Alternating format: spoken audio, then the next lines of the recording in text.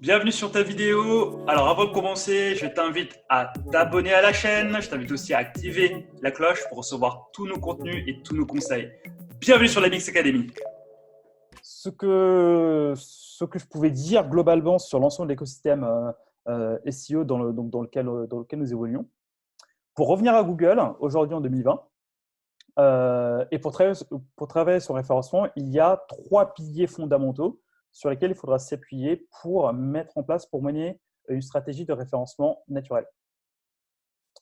Alors, les piliers pour un référencement efficient sont en premier lieu les optimisations techniques et ergonomiques amenées sur un site internet. Donc, cela va passer par l'accessibilité d'un site internet ou bien l'accessibilité de votre site par Google et par les internautes. Cela passe aussi par la disponibilité de vos pages internet. Cela passe également par la connexion des contenus entre elles pour être beaucoup plus efficient. Voilà. Deuxième pilier, ce sont les optimisations sémantiques, donc dit les mots-clés. Donc là-dessus, nous allons optimiser le site internet autour de mots-clés qu'on aura ciblés avec une analyse de mots-clés que nous allons faire. Donc ça, nous allons le faire ensemble un petit peu plus tard. Et enfin, troisième et dernier pilier, c'est la popularité ou bien le netlinking. Donc le netlinking, c'est l'ensemble des liens de sites internet externes qui font des liens vers vous. Donc par exemple, moi qui ai mon site internet databix.fr, et si lemonde.fr fait un lien vers moi, on peut appeler ça du netlinking. Donc du coup, le netlinking, c'est de l'échange de liens, la publication de contenu pour favoriser les liens sur un site internet. C'est la communication sur les leviers parallèles, donc tels que le social, Wikipédia, etc. Et c'est également toutes les campagnes qui nous permettent d'attirer du lien automatiquement vers notre site internet, qu'on peut appeler donc le link baiting. Ça, j'en parlerai également un peu plus tard.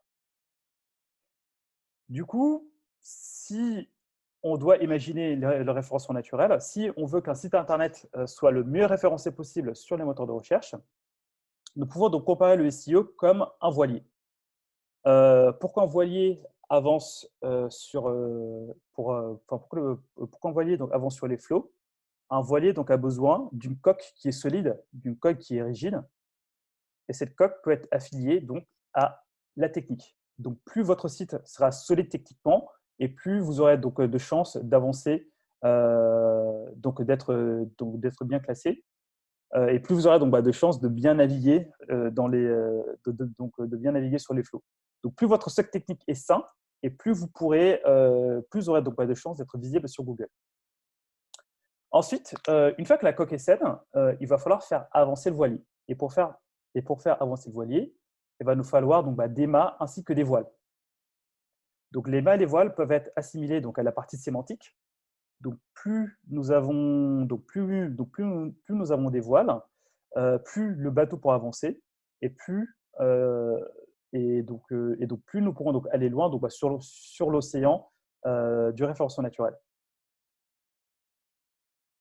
Et enfin, pour que notre voilier avance beaucoup plus vite, il va lui falloir du vent, et le vent peut être donc associé donc au netlinking. Hey, j'espère que tu as bien aimé l'ensemble des conseils qu'on vient de te donner. Si c'est le cas, je t'invite à nous mettre un petit pouce bleu, à t'abonner à cette chaîne, et je t'invite aussi à nous dire en commentaire tout ce que tu penses de ça. Si tu veux continuer la discussion beaucoup plus loin, je t'invite à nous rejoindre dans notre groupe Facebook dédié qui s'appelle Bix Academy. Je t'invite à nous rejoindre dessus. Le lien est en description. Je te dis à très bientôt. Allez, salut, ciao, ciao.